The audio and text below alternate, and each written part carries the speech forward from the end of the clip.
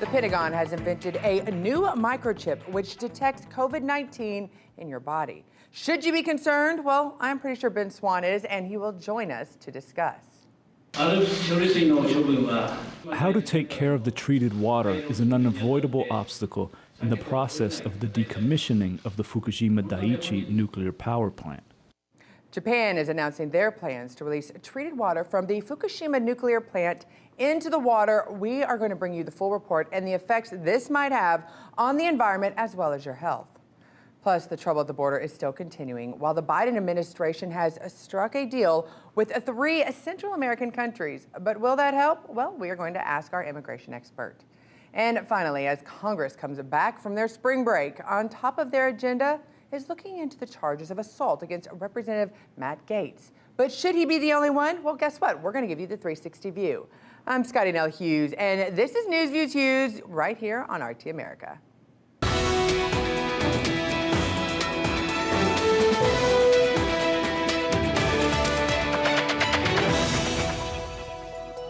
Well, it's official. Japan has announced that it will be dumping radioactive water into the Pacific. Now, this announcement comes more than a decade after the triple meltdown at the Fukushima nuclear power facility. And while the Japanese government is downplaying the safety issues with the plan, some locals, as well as neighboring countries, are expressing their concern. RT's Alex Mihailovich joins us with the story. It is a disaster that keeps on giving. In March 2011, a massive earthquake and tsunami triggered a nuclear catastrophe in Japan's Fukushima prefecture.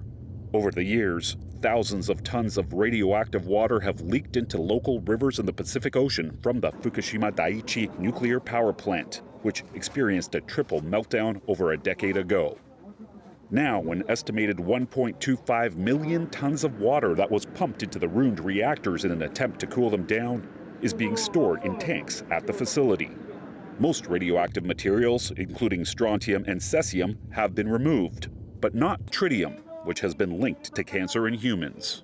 That said, to the dismay of many, Japan is planning on dumping that water into the sea. Here's Japan's Prime Minister.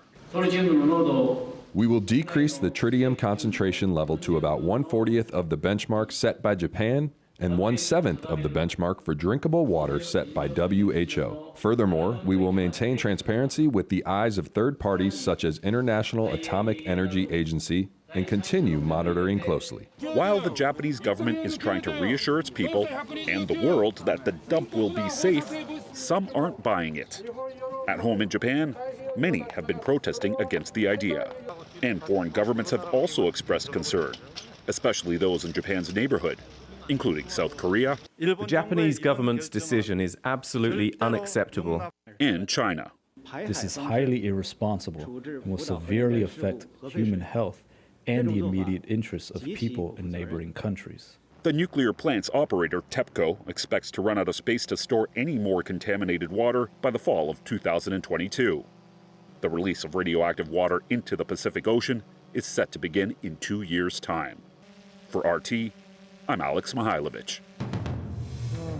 Well, the United States is looking to curb the surge of migrants at the border by offering cash payments and COVID vaccines to several Central American countries. All this in exchange for those countries actually tightening their own borders. So far, deals have been targeted at countries in the Northern Triangle. That's Guatemala, Honduras, and El Salvador.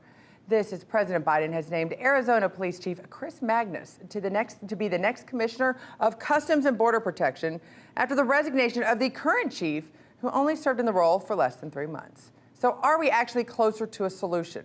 We'll discuss the situation and what happens next. We bring in political columnist and editorial director of Reactionary Times, Julio Rivera. Thank you so much for joining us, Julio. Thank you so much for having me, Scotty. Okay, so we are now seeing the reports that the Biden administration has come to terms and are going to send $250,000. And let me say, it's an additional aid to Central America. Does throwing more money, do you think, at Central America actually help this problem? Well, you know what, Scotty? We might as well put that money on an airplane on pallets and fly it to the mullahs in Iran, or we might as well flush it down the toilet, or use it to, to keep a fire going in the winter. I don't know. It's ridiculous. I mean, these countries are so corrupt. The Council on Foreign Relations estimates that these Northern Triangle countries lose about $13 billion a year to corruption. So there's no guarantee that this money is actually going to be used for its intended purpose. I think it's a mistake, to be quite frank with you, Scotty. Well, and that's the thing, Julio. It's $250 million, and we're already sending cash payment and aid to these countries. So the thought is more is going to go, and is it actually going to get to the people's hands, or is it going to go into the government, which we're already giving money to, and the corruption of that? So what is the thought of this, and why is it even being allowed? I don't even see how Democrats could even justify it, or Republicans, because obviously throwing money at a problem doesn't necessarily make it better. No, it never actually does. I think the thinking behind this is that the administration wants to give the perception that they're actually doing something. But the fact of the matter is, if they wanted to stop and curb this from the very beginning, they should have never ceased border wall construction. Joe Biden should have never ran around, pretty much letting the world know his intention to grant legalization to up to 11 million illegal residents in the United States of America. I mean, that's the reason why we have this flood.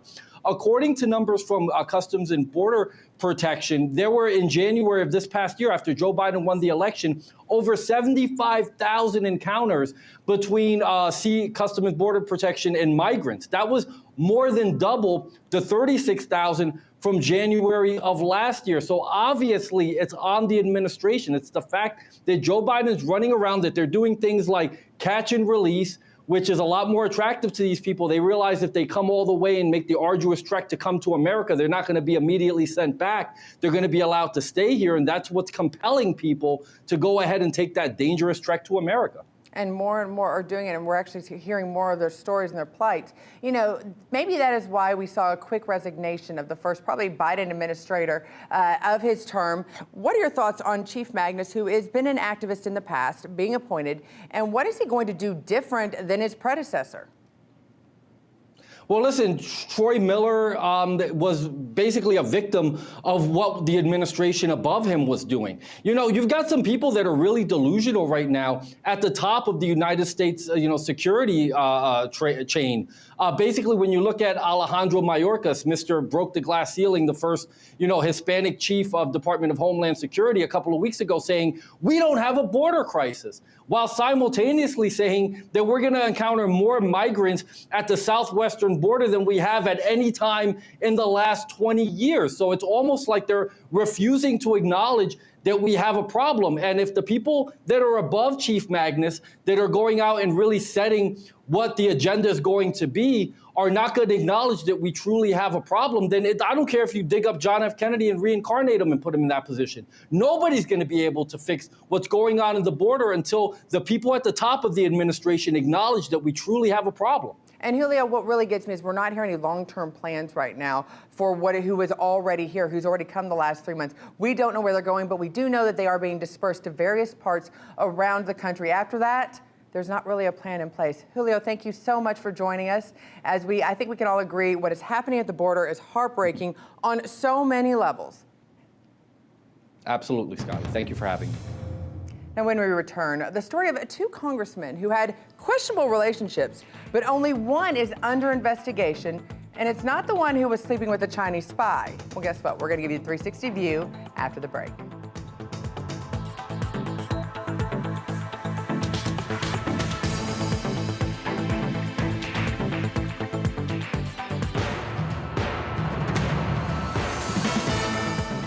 The FDA is now recommending pausing the use of the Johnson & Johnson vaccine after 7 cases of blood clots have recently come to fruition following vaccination, including 1 death. Now, this is being seen as a major blow, as more than 7 million Johnson & Johnson vaccinations have been administered. But why the caution over this now? Well, the Pentagon has developed a chip which can detect the COVID-19 virus in your body once implanted. Could the implant be the next thing the public could be shamed into getting? Well, with all of these details regarding the two stories, we bring in investigative journalist Ben Swann. Ben, both of these stories are very alarming to me, I'll be honest with you. Yeah. And I don't know which one to start with. I'm going to go with the headlines right now that's come out today, talking about the pause in one of the 3 vaccines being offered to the public. So is the FDA being overly cautious considering, honestly, there's only been 7 cases, and what do we know about those cases? Yeah, so overly cautious, absolutely not. In fact, the FDA is not being cautious enough. Remember that the Johnson & Johnson vaccine, the Moderna vaccine, and the Pfizer vaccine have all been issued on an emergency basis, which means the FDA hasn't actually taken a strong look at any of these vaccines. Now, you mentioned there are 7 cases. Some reports are calling them only 6 cases, right, of this, blood clots, essentially, in people who have taken the Johnson & Johnson vaccine. This is very similar, by the way, to the AstraZeneca scandal that's going on in Europe right now, where some European countries have banned the AstraZeneca vaccine because of blood clots there as well. The reason that's significant, Scotty, is because AstraZeneca and Johnson & Johnson use a very similar process for their vaccines. It's different than the Moderna and the Pfizer. The AstraZeneca and Johnson & Johnson vaccines are made not identical, but in a very similar way. It's also important to note this for your viewers who are listening, that because of the spike proteins that are used in the Moderna and Pfizer vaccines, there are a number of cases for those companies as well when it comes to blood clots and those kinds of conditions. So do you know what the VAERS system is? Perhaps you guys have heard of VAERS. So VAERS is the system by which the public is able to identify problems with vaccines. It's like a self-reporting system.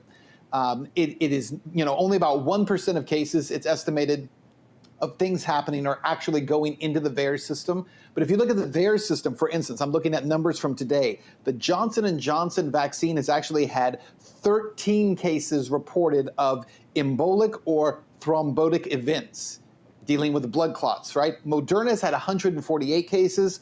Pfizer and BioNTech has had 144 cases, and then unknown manufacturers too. So the idea that the FDA is pushing that says, oh, we got to be careful about this vaccine because there have been 6 cases and yes, 6 million doses out there. Well, actually, there have been 292 cases reported into the VAERS system of people saying that they had some kind, or a family member had some kind of blood clot or issue as a result of taking the vaccine. So the numbers actually seem to be much higher than what the FDA is letting on. But that's the thing, Ben. When you listen to any commercial, especially at the end of a medicine commercial, we kind of always, I don't want to take it lightly, but you always hear of all the things that could happen if you take this medicine.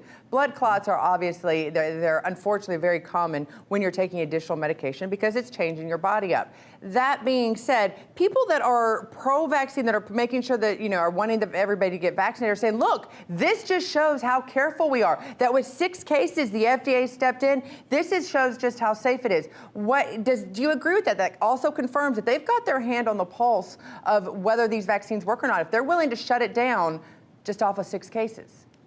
Yeah, so there's a couple of issues here. Number one is that, listen, as I said, there's very little reporting of how many cases are actually out there. So remember that when someone says, hey, there may have been an issue related to a vaccine, just to be able to get the FDA or the vaccine maker to acknowledge that at all is almost impossible, which indicates that the numbers of what's actually happening are probably much higher than the 6 cases that they'll officially recognize as being connected. That's first. Right. Second of all, keep in mind that when we talk about vaccines in general, that these are very unproven in terms of what other side effects may be there. Listen, people are entitled to go out and get a vaccine if they want to, but the idea that these have been strenuously tested is patently false. They simply haven't been. And now we're beginning to see some of the results of what may come about for some people, especially when it comes to issues like blood clots or even issues with their heart, kidneys,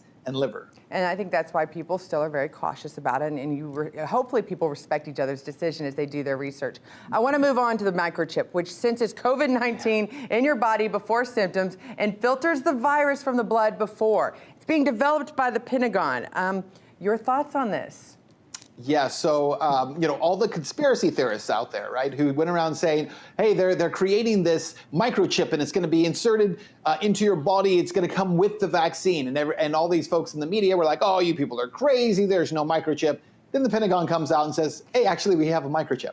So here's what's fascinating about this. And I actually am releasing a podcast about this today that's pretty lengthy in detail. But what's important is that the government agency, DARPA, right, that does these defense advanced research projects, is the one that actually developed this particular microchip. That they say, oh, it won't track you, and all it's going to do is tell you if you have COVID symptoms. Well, guess what? My body can also tell me if I have COVID symptoms. So why would I need a microchip inserted under my skin in order to tell me whether or not I feel the symptoms of COVID? It's bizarre in that respect. But it's also important to note that DARPA, that same organization, is the same one that was funding gain-of-function research at the Wuhan Virology Lab for the last 10 years, especially since 2014. So the fact that they now want to come out and say, we're going to create a microchip that you can put under your skin, it will tell you whether or not you have COVID.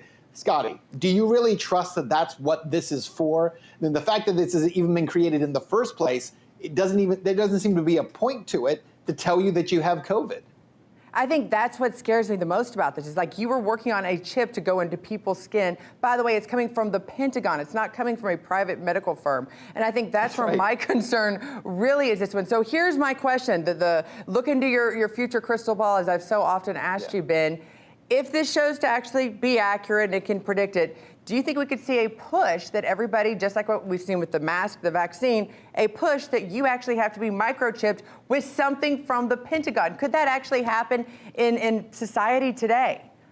If you had asked me that question a year ago, I'd say it's nonsense. I'd say today it's very possible. I mean, that's where we're headed with the talk of vaccine passports. And remember that with a microchip, they say, well, it only does this one limited thing right now, but it's a microchip, which means it could be used for many other things, including tracking whether or not you've had your vaccine, or whether or not you're able to travel into other countries because you have the microchip. The application for a microchip is vast once it's already been created. So the idea that it's only there for determining whether or not you have it, I think is untrue. And yes, I think it's very likely there'll be a huge pressure to say the Pentagon is going to start microchipping people. And if you want to travel and you want to be able to go in and out of the country, you have to have this. And anybody who's listening who says, oh, that sounds like a conspiracy, a year ago, you would have said it was conspiracy to say that we're going to use the blockchain to create a passport so that you can travel from country to country. And that's happening right now as we speak. And I have to wonder what's going to happen if private industry gets a hold of this technology as well. Ben, lots of questions that have to be answered by this. Thank you so much for joining us. Thank you, Scotty. Well, the party's back as the House of Representatives is expected to return today. And almost immediately, questions are being raised about the future of Representative Matt Gaetz from Florida, who is currently under investigation for breaking federal sex trafficking and prostitution laws, plus a whole lot more. So the details of these charges, as well as the events of the last 2 weeks of Matt Gaetz' life, well, it's kind of like a soap opera, in which Representative Gaetz claims are politically motivated and 100% false. However, Gaetz is now facing a House Ethics Committee investigation involving both the criminal allegations and potential violation of House rules. And get why the House is involved. He's charged with showing nude photos of women he said he slept with to colleagues while on the House floor. So while Republicans are calling for an investigation, they're not saying it shouldn't happen. There's also calls for unfairness, considering very little was done when it was revealed Representative Eric Swalwell had a long-term affair with an alleged Chinese spy. Yet nothing wasn't really ever done about it, including keeping him on the House Intelligence Committee. So let's get the 360 view with our panel. Former Georgia State Representative and Democratic strategist LaDawn Jones and talk show radio host Steve Gruber. Thank you so much for joining me. Good to have you. Scotty. Good to be here. Matt, I'm going to put Steve, I'm putting you on the hot seat first. Should Representative Matt Gaetz is an investigation to him by Congress justified? Absolutely, 100%. In fact, allegations of this nature in this day and age, or in any day and age for that matter, it should be investigated. Now, I think the investigation should run its course. There should be due process and not jump to conclusions. Unfortunately, we live in a day and age when jumping to conclusions is what people do. But I think certainly these are very serious allegations. I think the people that voted for Matt Gaetz in his district in Florida have a right to know, is their congressman involved in these tawdry affairs? I think the American people have a right to know that if a member of Congress is accused of serious is investigated thoroughly. There is no question in my mind that this should be looked into extensively. And if it turns out to be true, Matt Gaetz should be held to the letter of the law. as should Eric Swalwell and other members of Congress. And Oh, there's now the rub hold for on. some I'm of us about to that it say seems double standard. you got to throw that over to our friend here, our representative LaDawn, on that case right here. Is this where it's going to hurt? Did you think House Democrats handled this right in December? And it was a different time in December. It seems so long ago. Did they handle it right? And if they didn't, is this going to come back and bite them now that they're dealing with somewhat of a close situation on the Republican side? I believe Democrats handled it absolutely right. We know in the case of Swalwell that there was an FBI investigation. They came to him. He acted swiftly. This is very different than activities that happened on the floor of the House, as Gates is accused of. And even more importantly, the level of egregiousness of possibly sleeping with a minor, sex trafficking with a minor. Now, I agree with the other guests. This is only allegation.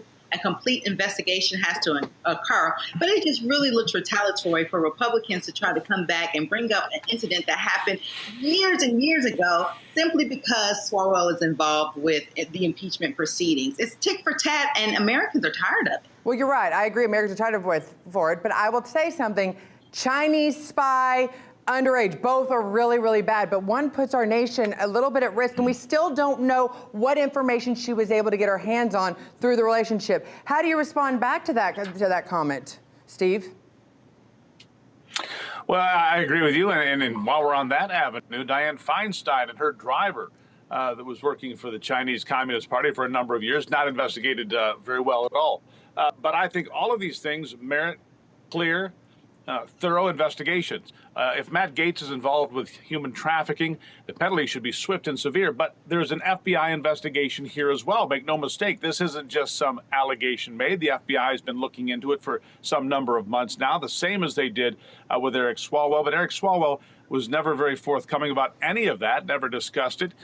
So I think it's important that we have an even playing field. And Dianne Feinstein, the senator from California, her driver, from China for a number of years, should also be thoroughly investigated because of the national security threats. I think that human trafficking is a stain upon this country, but national security is national security. Well, and that's the thing, LaDawn. I think this is something both sides should agree on. Why can we not get good people? Do they become corrupt before they run for office? Or does D.C. Beltway happen to corrupt these individuals? And it's not just usually one or two little things. There's usually 3, 4, 5, 6, 7, as we're finding out with Gates. It's continuing to pile on. Where does the corruption begin? And why can't both parties seem to get it together? Because it's existing on both sides.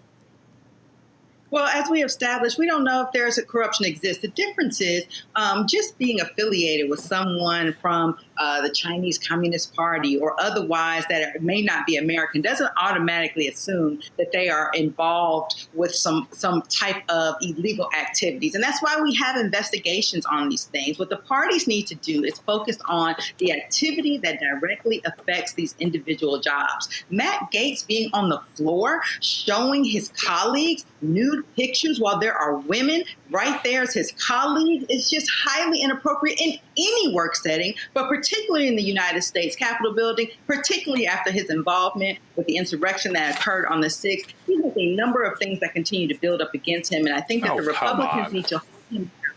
Well, and that's what I want to ask you, Steve, because guess what? Why is this just same thing with Swalwell? Why is this all starting to come out now? It's like you started with one, and then the snowball happened. We're finding out all of these other things that have gone on. Here's what concerns me, though. You know, January 6th has nothing at all to do with what we're discussing here. Nothing at all. It's a cheap drive-by smear, and it's a talking point put out there on a regular basis. When there's not a good conversation to be had, throw it back to January 6th. I'm concerned about human trafficking. I'm concerned if a member of Congress slept with a minor, if he paid her to go across state lines, that would concern me.